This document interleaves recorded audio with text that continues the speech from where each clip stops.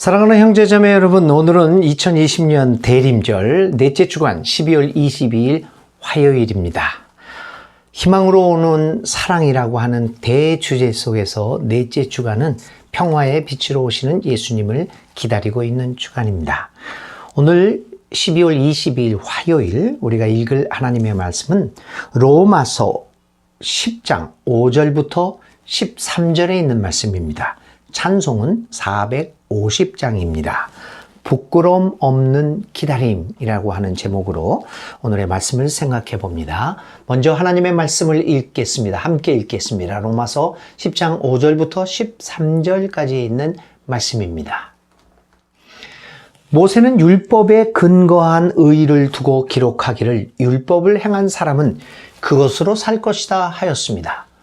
그러나 믿음에 근거한 의를 두고는 이렇게 말합니다. 너는 마음속으로 누가 하늘에 올라갈 것이냐 하고 말하지 말아라. 그것은 그리스도를 끌어내리는 것입니다. 또 누가 지옥에 내려갈 것이냐 하고 말하지도 말아라. 그것은 그리스도를 죽은 사람들 가운데서 끌어올리는 것입니다. 그러면 그것은 무엇을 뜻합니까? 하나님의 말씀은 내게 가까이 있다. 내 입에 있고 내 마음에 있다라는 말씀이 있습니다. 이것은 우리가 전파하는 믿음의 말씀입니다.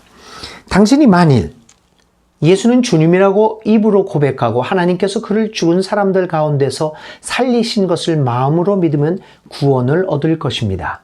사람은 마음으로 믿어서 의에 이르고 입으로 고백해서 구원에 이르게 됩니다. 성경은 그를 믿는 사람은 누구나 부끄러움을 당하지 않을 것이다 하고 말합니다. 유대 사람이나 그리스 사람이나 차별이 없습니다. 그는 모든 사람에게 똑같이 주님이 되어 주시고 그를 부르는 모든 사람에게 풍성한 은혜를 내려 주십니다.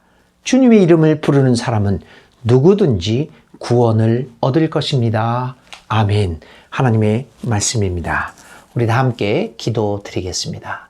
하나님, 오늘 2020년 12월 22일 화요일, 오늘도 주님의 오심을 기쁨으로 희망으로 오시는 사랑이신 예수님을 희망으로 기다리는 하루가 되게 하소서. 주님의 복음의 말씀에 비추어 부끄러움 없는 삶으로서 주님을 기다리는 우리 모두가 되게 하소서. 오늘도 주의 말씀을 기다립니다. 주여 우리에게 말씀하소서. 우리가 듣겠나이다.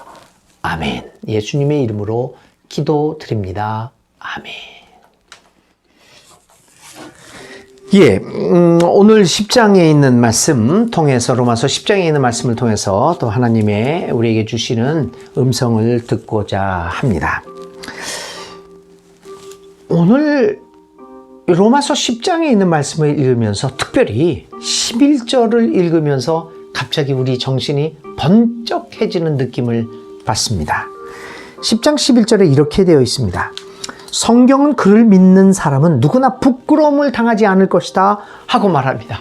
예수님을 믿는 사람들은 세상에서 부끄러움을 당하지 않을 것이다. 정말 놀라운 말씀이 아닐 수 없습니다. 이 말씀은 예수님을 믿는 사람들은 언제 어디서나 당당한 삶을 살아간다는 것입니다. 아니, 살아가야 한다는 것을 의미합니다. 부끄러움을 당하지 않고 사람들에게 손가락질을 당하지 않는 삶을 살아야 한다는 것을 우리에게 말씀하고 있습니다. 그를 믿는 사람은 누구나 부끄러움을 당하지 않을 것이다. 이렇게 말씀합니다. 정말 예수를 믿는 사람들은 부끄러움을 당하지 않고 있는 것일까요?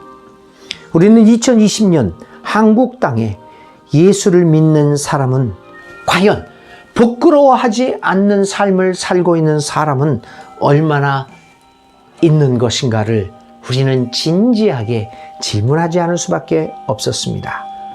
예기치 않게, 아니 우리가 이미 자초했던 상황이지만 코로나19 상황에서 많은 사람들이 모이지 못하고 집합 모임을 제한하는 상황이 우리에게 닥치고 말았습니다. 이런 상황에서 몇몇 한국교회 목회자들, 지도자들은 종교의 자유를 외치며 대면 예배를 강행하고 순교를 불사한다며 저항했습니다. 이 정부가 우리를 예배를 못 드리게 하고 종교 탄압을 한다고 하는 그런 목소리를 높이면서 저항을 했습니다. 예배가 생명보다 더 귀하다고 정말 주님의 말씀과는 정반대의 말을 함부로 하곤 했습니다. 근데 이러한 모습을 바라보는 사람들, 그 시민들은 우리를 우려하며 비판하기도 했습니다. 그러면서 종교가 생명을 가장 중요한 가치로 생각하지 않고 있다면 그것이 진정한 종교인가?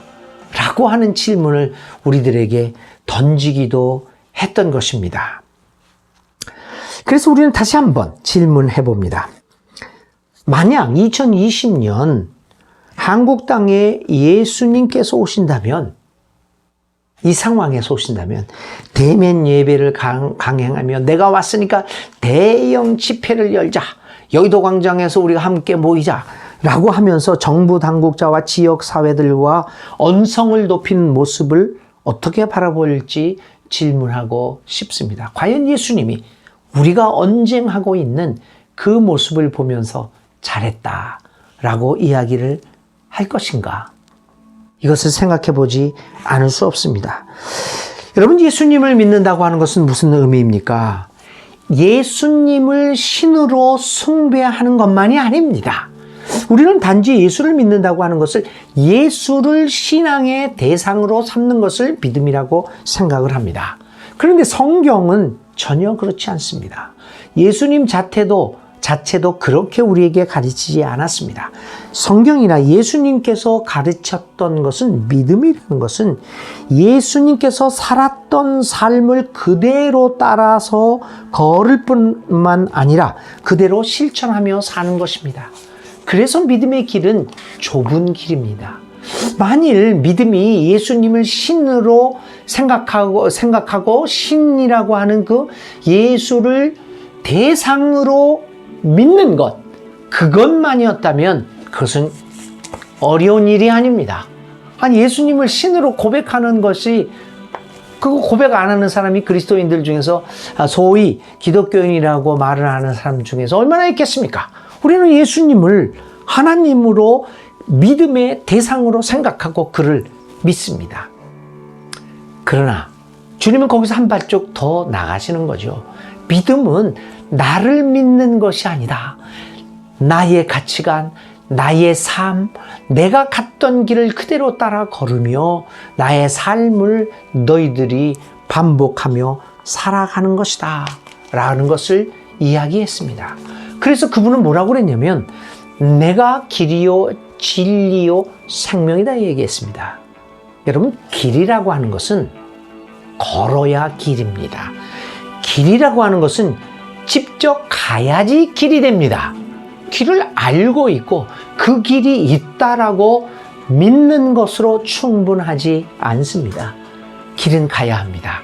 그 길은 예수님 말씀하신 대로 진리의 길이요 생명의 길입니다. 예수님이 진리의 길이면 예수님이 우리에게 가르쳐 주신 그 진리의 길을 따라 걷는 것입니다. 예수님이 우리에게 생명이라고 하면 예수님은 생명의 길입니다. 그 생명의 길을 따라 걷는 것, 그것이 믿음입니다. 그런데 그것이 얼마나 어렵습니까? 그래서 좁은 길이고 좁은 문으로 들어가는 것이 아니겠습니까? 코로나19 상황에서 교회와 성도는 이런 의미에서 예수님을 믿는다는 것이 어떤 의미인지 우리는 다시 질문해야 합니다.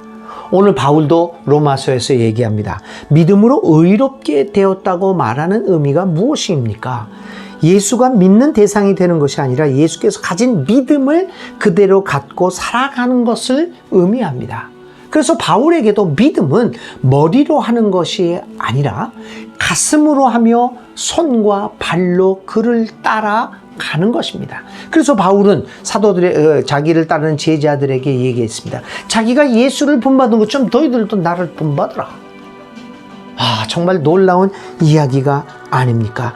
예수님께서 가진 그 믿음대로 살아야만 의롭게 되어 하나님께서 주시는 구원을 누릴 수 있다라고 하는 것입니다. 그렇게 예수님을 주로 시인하는 것, 예수께서 살았던 삶과 가르쳤던 가르침이 가장 멋진 것, 가장 최상이라고 믿고 고백하며 그 길을 살아가는 사람들은 이 땅 위에서 부끄러움 없는 삶을 살아가게 될 것입니다. 그를 믿는 사람은 이것을 다시 한번 얘기를 하면 그의 가르침과 그의 삶을 따라 사는 사람들은 누구나 부끄러움을 당하지 않을 것이다 라고 바울 성경은 이야기하고 있는 것이 아니겠습니까? 예수께서 살았던 삶과 가르침을 믿고 실천하면 결코 부끄러움을 당하지 않는다고 오늘 바울은 선언하고 있는 것입니다. 지금 사회가 교회를 염려하고 걱정한다는 소리를 여러 곳에서 듣고 있습니다. 부끄러움을 당하는 한 단면입니다. 왜 그렇습니까? 예수께서 살았던 삶과 가르침을 따라 살지 않기 때문이며 또한 예수를 믿지 않기 때문입니다. 예수님이 가르쳤던 그 가르침을 따라 살지 않는다는 것은 다시 뒤집어 얘기하면 우리가 예수님을 믿지 않는다는 말입니다. 오늘 우리는 과연 예수님을 믿고 살아가고 있습니까?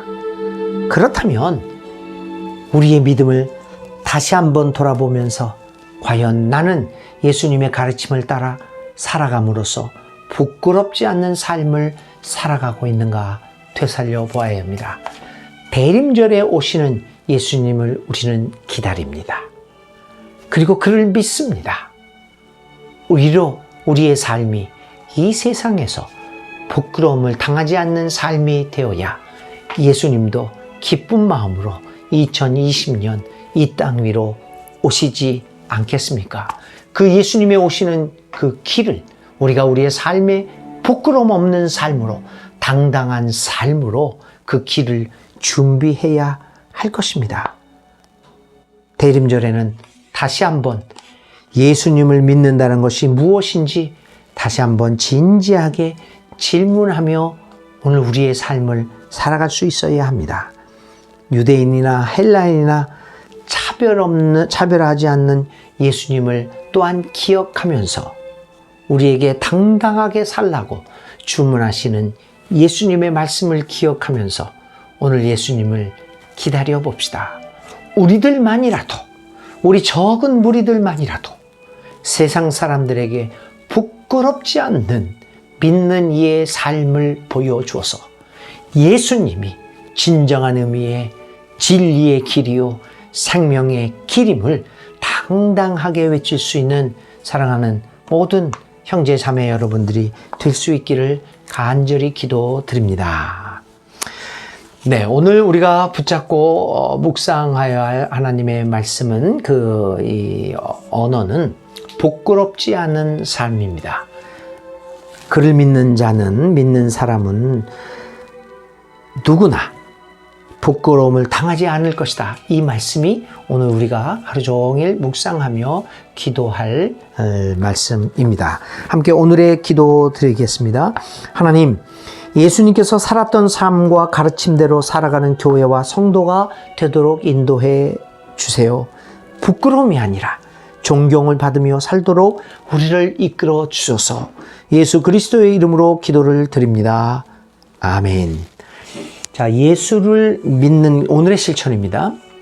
예수를 믿는 것이 나에게 어떤 의미를 담고 있는가? 나만의 신앙 고백서를 작성해서 오시는 예수님에게 한번 드려보시면 어떻겠습니까? 예수를 믿는다는 것이 무엇인가? 각자의 언어로 한번 고백해 보시기를 바랍니다.